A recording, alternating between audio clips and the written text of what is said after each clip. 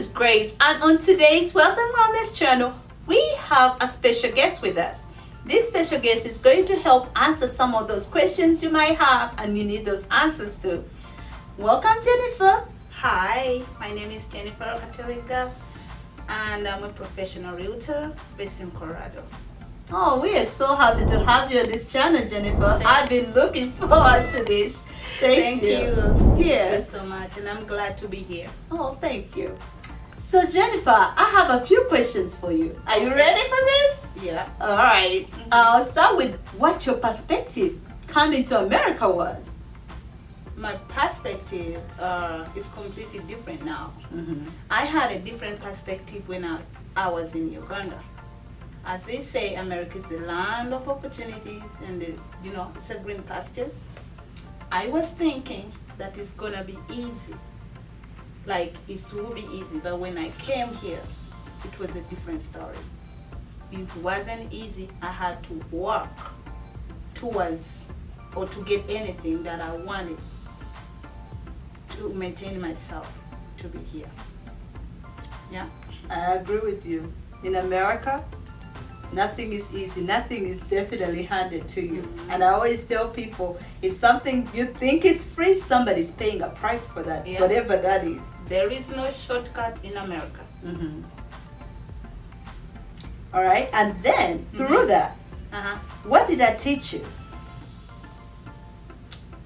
It teach me a lot.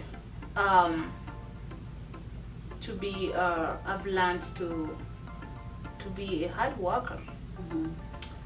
Like I say, there's no shortcut in America. There may be other shortcuts in back home. There's no shortcut here. Here, you have to work. Mm-hmm. Teaches me to be a hard worker, to be consistent, and then to know everything that goes around. Exactly. Yeah. Yeah. Because what that actually taught me too was to think about my education, to value education. Yeah. Because back home, you can definitely survive without an education. Mm-hmm. In America, I remember thinking, you know what, I can just do just the bare minimum initially and survive and just get a minimum wage job. Yeah. And that did not help me. That did not take me anywhere. I would barely afford my bills every month. So I had to learn the hard way to go back to school, to focus on getting that education. And until I did, that's when I say understanding that most people, when they tell you continue with your education, that's the best advice somebody can give you. Whatever that is, maybe it's a certificate to get something accomplished, get it. Because that certificate will help you in the long run. Yeah. Right? I agree. Mm-hmm. Mm-hmm. And how about what kind of mindset did you have to actually also establish? Well, in America, you have to have the right mindset. It involves a lot of things. Having the right mindset comes in with having the right people around you, knowing what to do at the right time, in the right place, So it's very, very important knowing what you're supposed to do. And because some people come over here, but they are here, they are there, their mindset is not yet there. Mm-hmm. They live here, but they are thinking like they are in another country. Oh, I'm a Ugandan. So they think like they're in Uganda, but they live here. So I normally tell people having the right mindset, establishing yourself where you are first. If it's to get a job, get a job.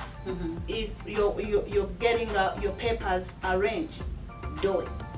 So if you're having the right people that are gonna help you advance, do it. So having the mindset is really the key to your success in America.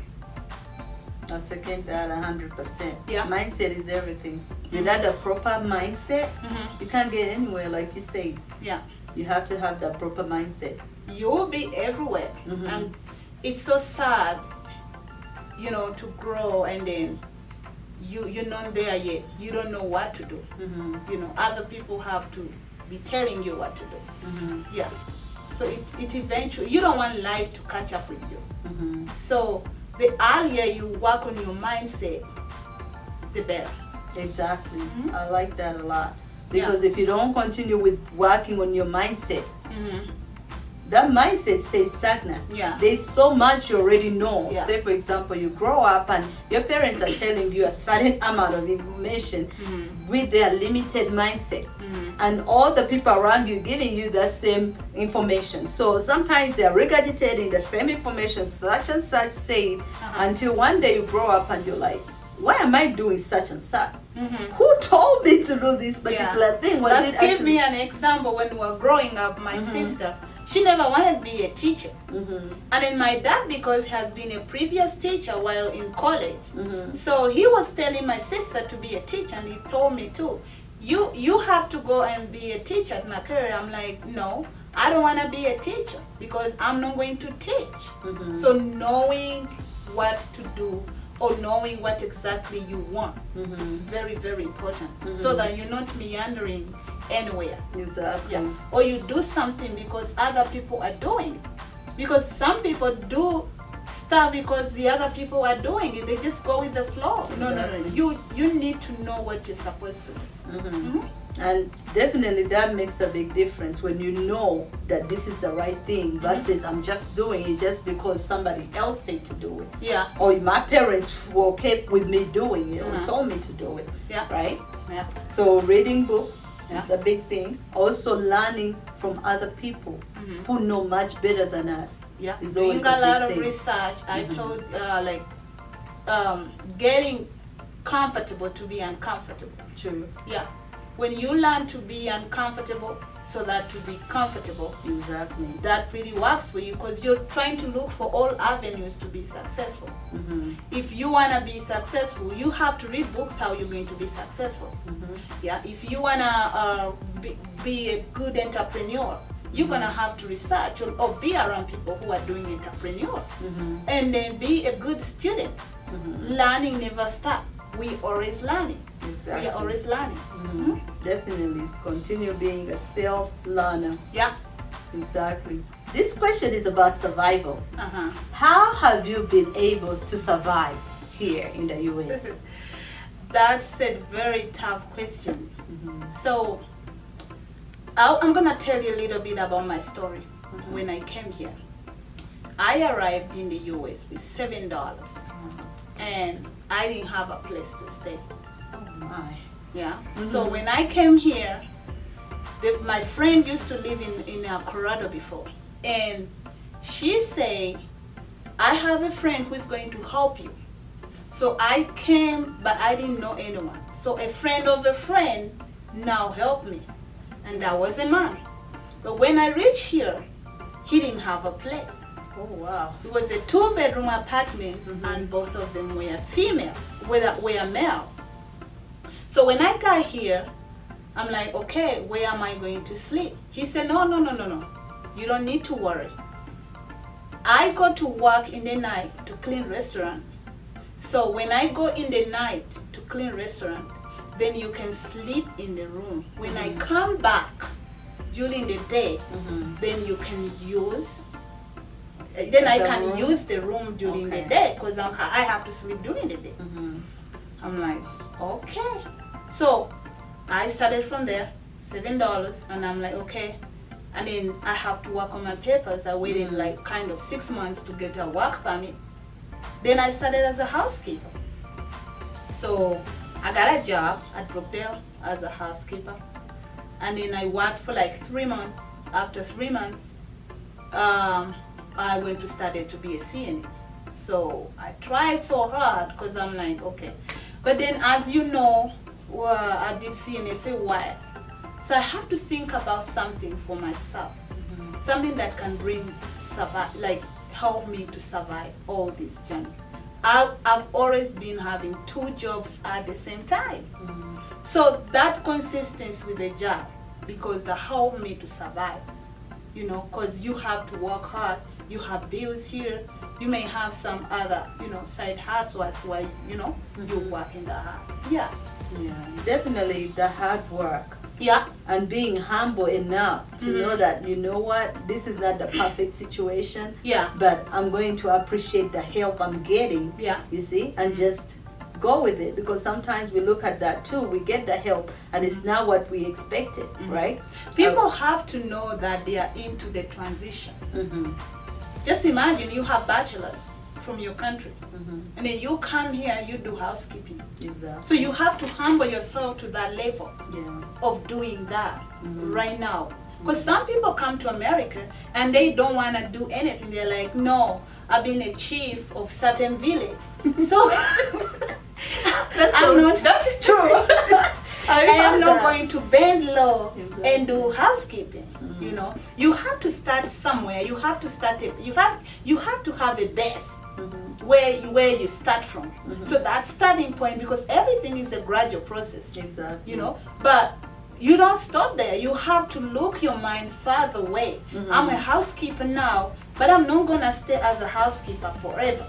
Okay, when you go to CNA, I'm a CNA right now, but I'm not going to be a CNA forever. So Exactly. you have to be, you know, graduating from point A to point B to point C until you actually make it.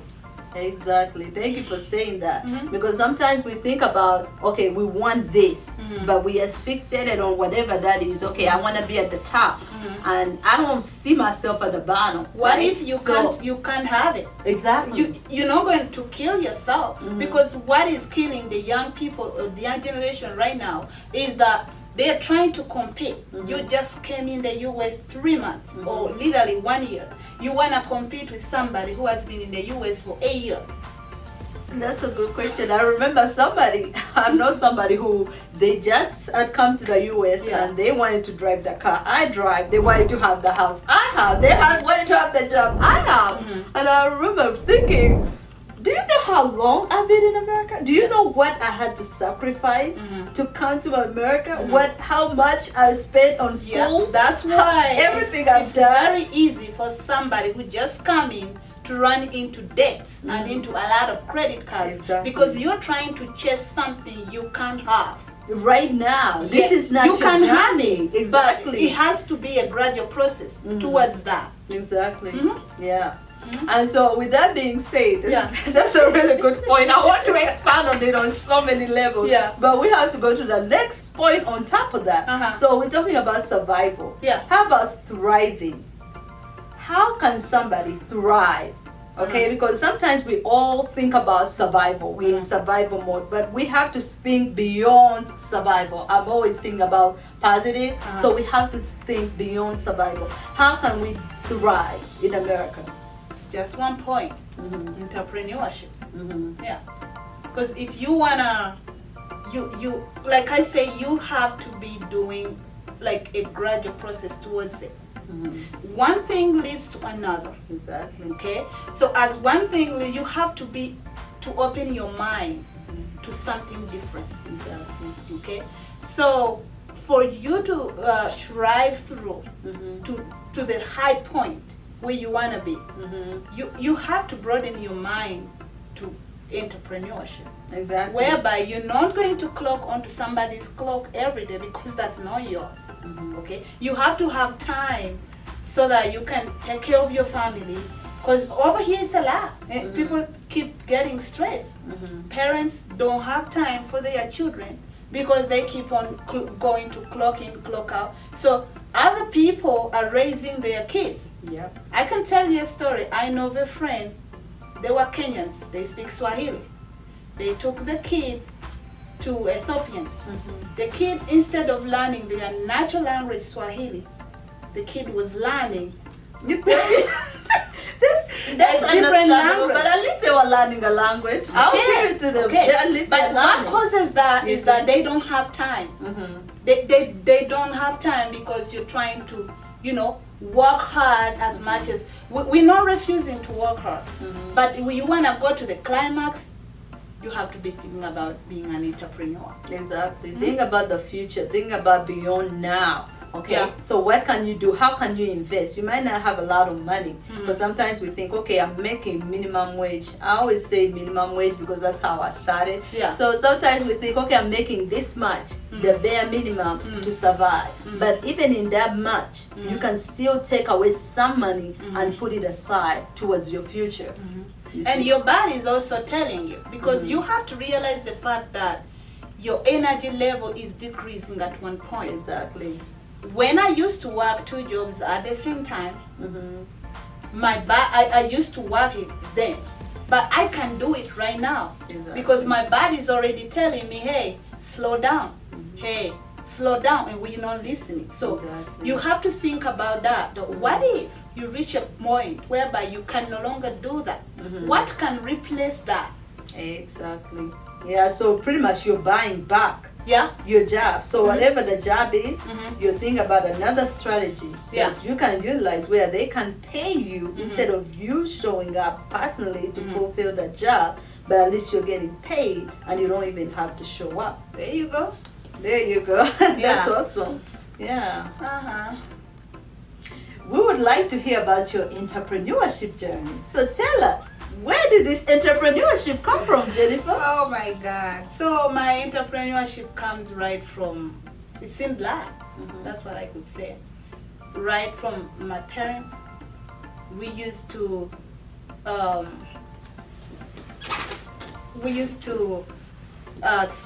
be salespeople.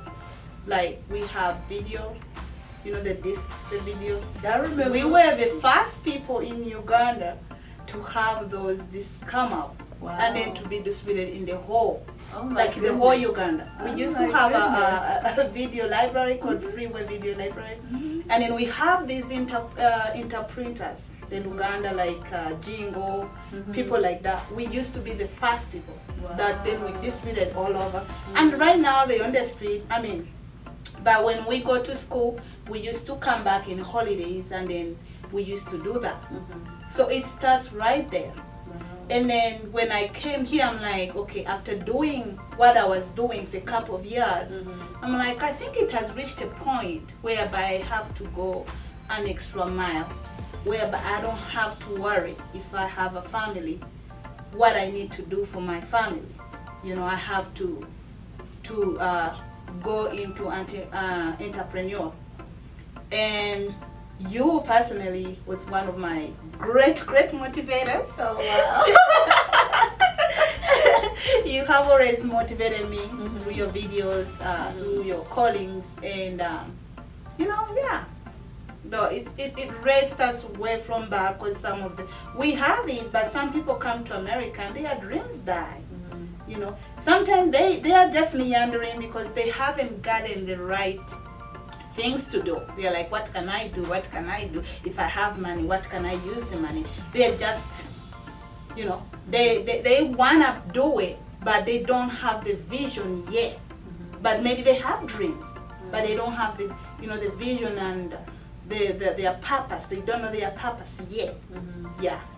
But I believe that's right, what you said, and thank you. Thank you for giving me the honor that I inspired you. I'm glad that I was able to inspire you. Yeah. Because I remember as an entrepreneur, I always like to inspire people. Every time I meet somebody who is scared about entrepreneurship, I'm always telling them, stop there, stop everything that I'm doing, and explain to them that if I could do it, You can do no one else has an excuse. Yeah. You see, because some of us have less, right? And we started from that much less. Yeah. So other people have at least a foundation where they start from. Yeah. But some of us were told you can't do nothing, you can't be this, and you still was able to do it. So when we are able to do it, I'm telling you, whoever is watching right now, maybe your family told you can't do whatever you want to do. I'm here to tell you that whatever you want to do, you can do. You just have to believe in yourself enough. Yeah. That's all it takes. Because God, whoever created you, has something that they put in you. And only you can bring it to fruition. Yeah. And if you don't do it, that's why the world is still struggling. Because we haven't utilized our gifts. Yeah. And that's what entrepreneurship is about. Like Because they it's say, using your they gift. always say the graveyard has the most people with the, dead with their wisdom and knowledge. Exactly. Because they dream, Mm-hmm. but their dream hasn't come true. So Jennifer, what are some challenges you've encountered as a new entrepreneur? A lot of challenges. When you're new into business, you don't know anything, Mm-hmm. literally. So you have to do a lot of research on yourself, for yourself. Mm-hmm. So you have to research how does your business going to function. It doesn't matter if it's about real estate. It could be a different business. Mm-hmm. Okay, because some people don't do enough research, so they enter into something without doing enough research Mm-hmm. into that particular business. Mm-hmm. So now they enter into the business, and when they make a loss after they're there 1 month or 2 months, this is not going on well. Mm-hmm. You know what, I think I should change. Mm-hmm. That's why we have a lot of people, they keep changing their mind all the time. Mm-hmm. When they tell them, oh, California is now better, you guys should come to California, they now take a trip to California. Mm-hmm. When they hear, oh, Arizona, now in Arizona this works, Mm-hmm. then they take a plane to Arizona. What else? because I have a friend, I'm talking out of whatever I'm saying. Mm-hmm. Either I've had it myself, it has Mhm. happened to me, Mm-hmm. or a close friend of mine has had it. Because I have a friend who has moved 5 times. Wow. She goes to another state, then she called me, Jenny, I'm into Montana. Before I know it, Jenny, I'm back in Denver. Oh my goodness. So by the time you keep rotating around, Mm-hmm. so it has to do with not doing enough research, because you have to do a lot of work before. That's the first challenge you have to do, because you're doing everything from ground zero. Mm-hmm. And then I was talking to somebody, she said they established a cleaning business. Mm-hmm. And then she said they threw cards for 2 years and no one called them. Meaning, if you don't have patience in that particular business, but you have to have a goal while you're going into that business. Mhm. Okay? So the challenge there's a couple of challenges. Persistence or consistency. Doing what you continue doing, no matter what people say. Oh, she went into this, I don't think she will be. Don't listen, because you know what you're supposed to do. Okay? Exactly. So she told me they threw cards for 2 years and no one called them. Mm-hmm. Let me tell you right now, they have big business. Wow. Yeah? Because they were But because persistent. they were consistent. Mm-hmm. So those are some of the challenges, because some of us want to rush into things so Mhm. quickly. The same applies with the relationship. So because you've seen somebody so successful, you're like, oh, I'm gonna date this person because he's gonna help me want to fix my papers, and he's gonna help me to be financially stable. You're wrong, because I have my ethics. So you come to me thinking I'm going to change my ethic based on you, which I'm not going to do. I have my ethic that has led me to where I am. So because the other person is trying to catch up quickly and go, because they don't have that patience, let me work this for myself. Let me work my business from ground zero. Let me see myself graduate to a different story. Yeah. Yeah, definitely makes a lot of sense. Because sometimes we have those challenges, like you said, because we didn't do enough research, and because we are looking at what other people are telling us, so hearing what they're telling us, and we believe it, and we never get anywhere. Yeah. So Jennifer, tell us some of the skills that have helped you, that you can use those as lesson to somebody aspiring to be an entrepreneur. I've already said, like, you need to do some research. So in my case, what I did first was to research about the successful realtors. What they do, how they did it, how they started it.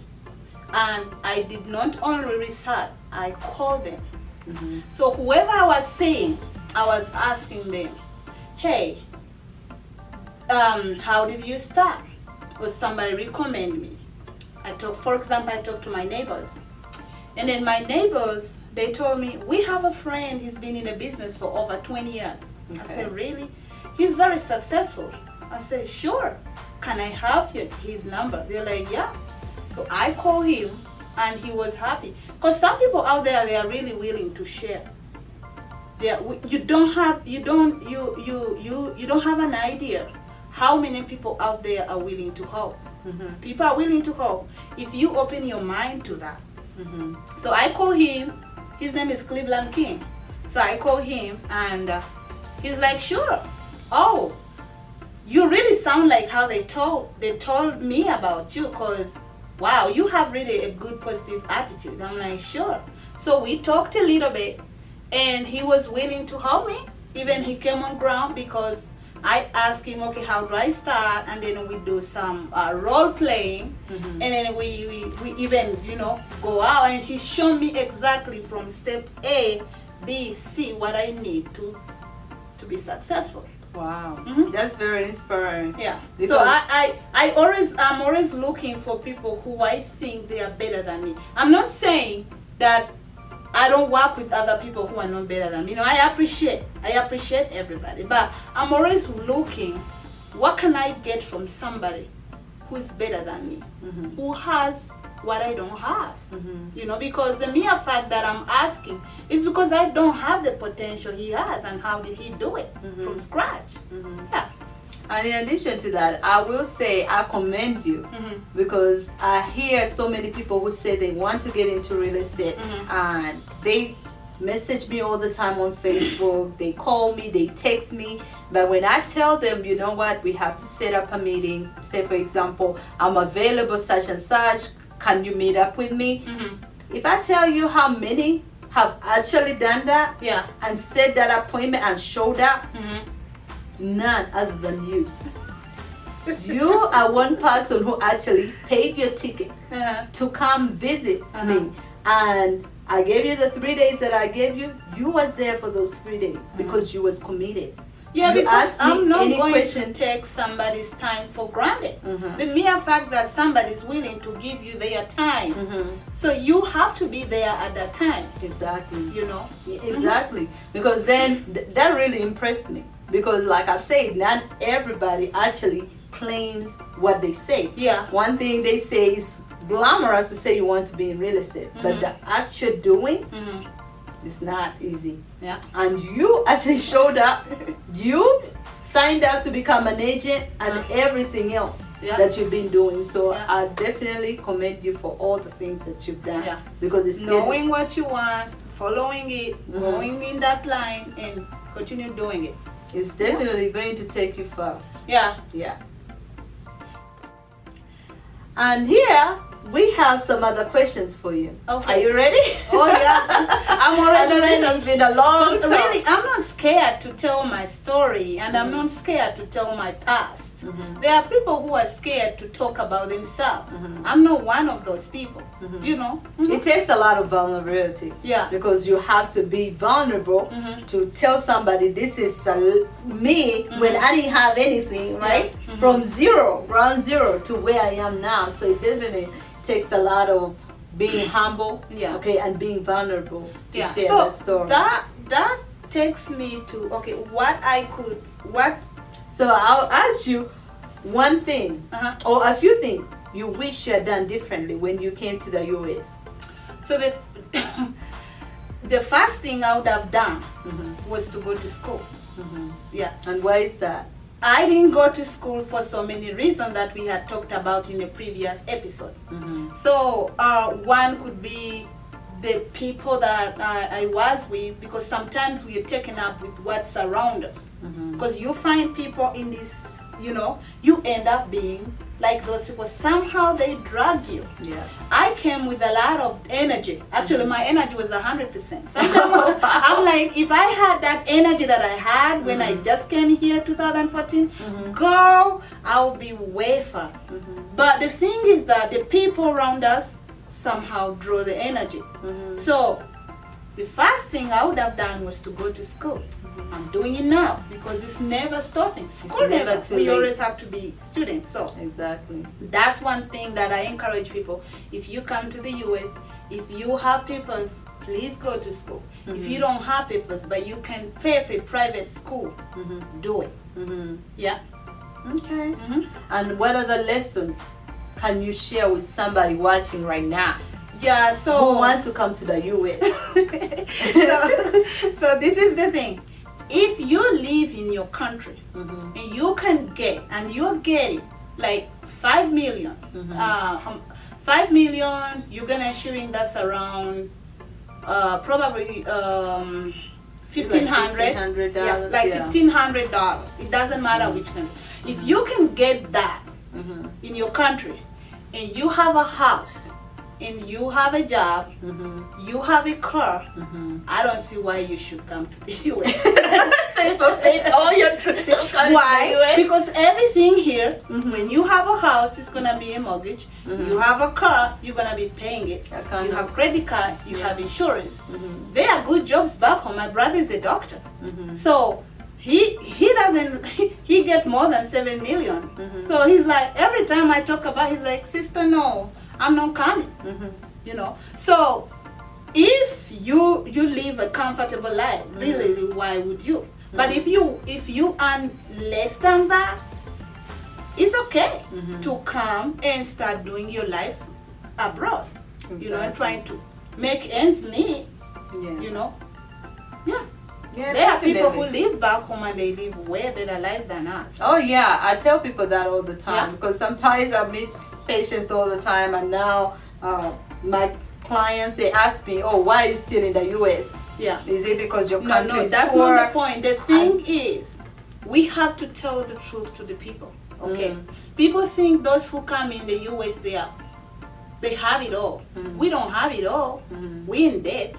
I tell them, this is what I tell them. I tell them those who are in the US, actually, sometimes or most of the time is because we couldn't make it back home, and we want to make it here. And because if you could make it back home, there's no reason why you should be here. Meaning the people, the majority it's harder here, they don't have money. That's why they come to make ends here. Exactly. It's full. That's why I say, if you come brag on me, oh, I got this. No, you don't have nothing. That's why you're here. You know, but we should be really open and tell the people the truth, because we give them empty promises. And that's why people keep being in a debt, because they are trying to impress the people back home by not telling them the truth.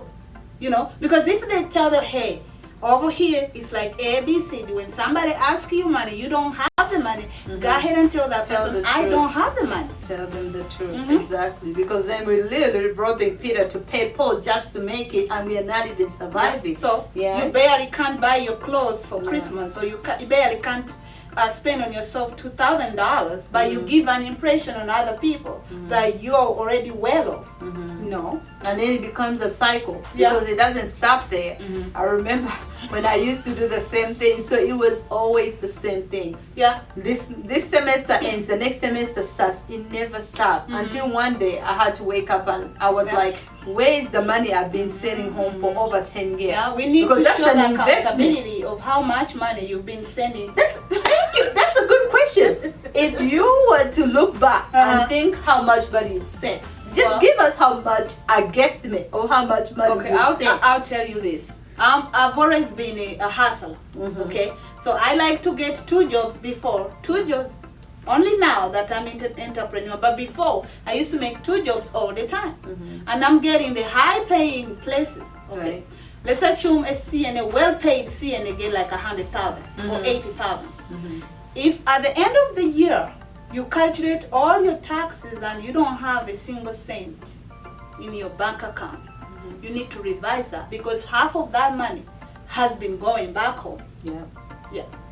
So one of my girlfriends, her name is John Brown. She died recently, but she was telling me, Jen, when I was talking about money issues, she said, Jenny, if you don't have savings for more than 6 months, like if they can lay you off job for 6 months and you don't have money to live off that, Exactly. you have a problem. Because Yeah. they were living at Serious home, but problem. they have a saving. That's why, like, for example, you have an accident, or your back break, because the Exactly. insurance ends at the time when you're at work. Once you stop working, they'll tell you after 2 or 3 months you no longer have insurance, you're not qualified anymore.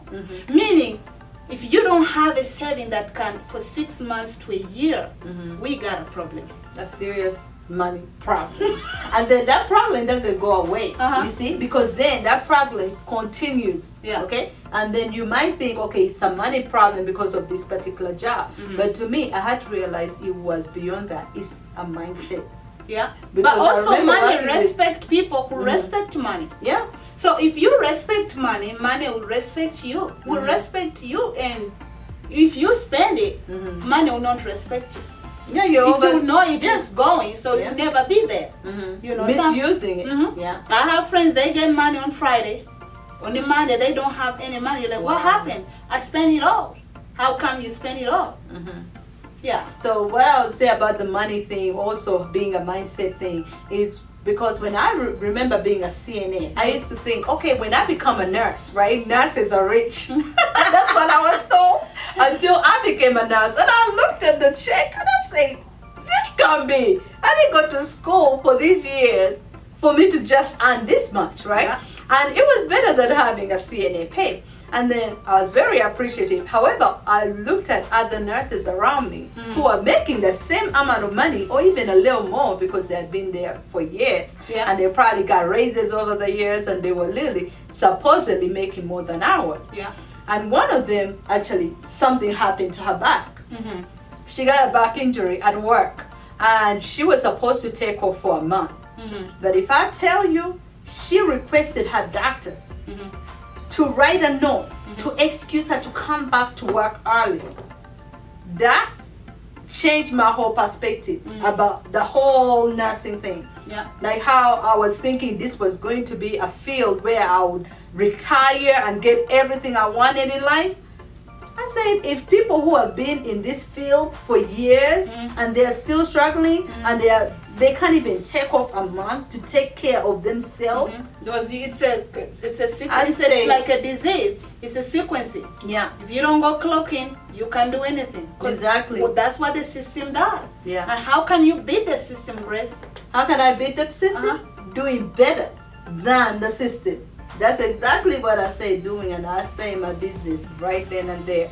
Because I figured me going to clock in, like you say, clock in, clock out, and just waiting for the next shift wasn't going to be it. Wasn't going to make me thrive in America. Thank you so much, guys, for watching this interview session with us. I'm grateful to Jennifer for gracing us with her presence. And do you have any last words for our special viewers? Oh, sure. Thank you so much for watching. And my last words would be having an open mind and be consistent in what you want to do. Exactly. And until next time, Happy New Year! Yeah.